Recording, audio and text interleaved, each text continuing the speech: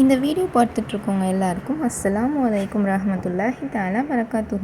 இந்த வீடியோவில் நம்ம ஃபாத்திமா ரலியல்லாஹு தஆலா அன்ஹு அவர்களுக்கும் அலி ரலியல்லாஹு தஆலா அன்ஹு அவர்களுக்கும் ஏற்பட்ட கருத்து வேறுபாடை பற்றி பார்க்க போகிறோம். ஒரு முறை ஃபாத்திமா ரலியல்லாஹு தஆலா அன்ஹு அவர்களுக்கும் அலி ரலியல்லாஹு தஆலா அன்ஹு அவர்களுக்கும் ஏதோ ஒரு விஷயத்தில் கருத்து வேறுபாடு ஏற்பட்டுள்ளது.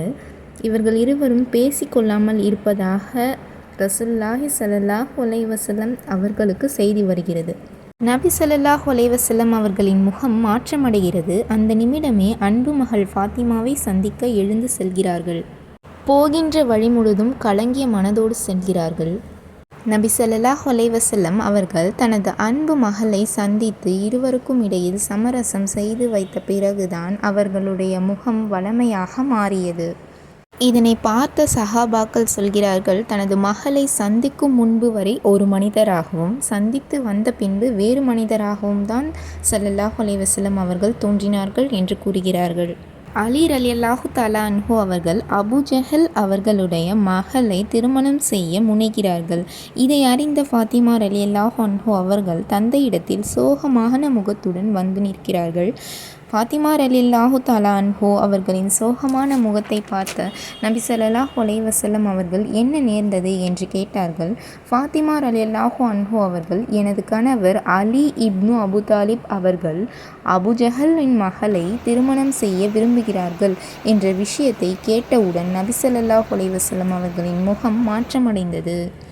அந்த நிமிடமே மஸ்ஜிதிற்கு சென்று சஹாபாக்கள் முன்னிலையில், என் அன்பு மகள் ஃபாத்திமா என் இதயத்தின் ஒரு பகுதியாகும்.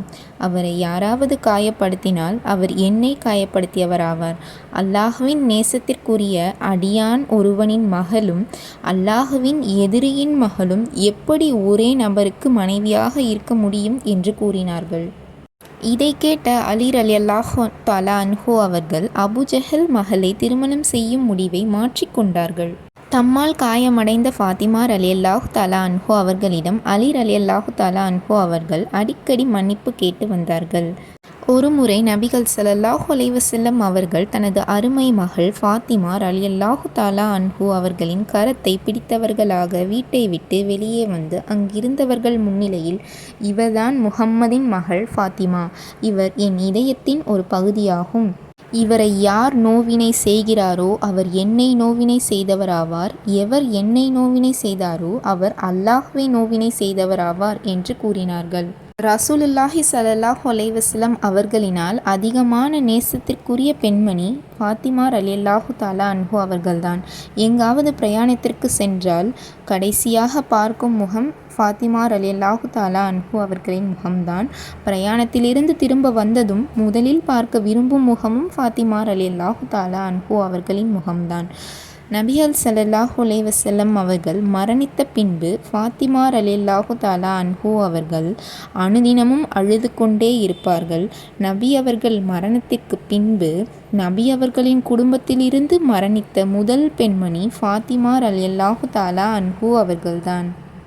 நபிகள் நாயகத்தின் அன்பு மகளான சொர்க்கத்தின் தலைவியான ஃபாத்திமா ரலியல்லாஹு தஆலா அன்ஹு அவர்களை சொர்க்கத்தில் காணக்கூடிய பாக்கியத்தை நம் அனைவருக்கும் அல்லாஹ் தஆலா கொடுப்பானாக. ஆமீன்.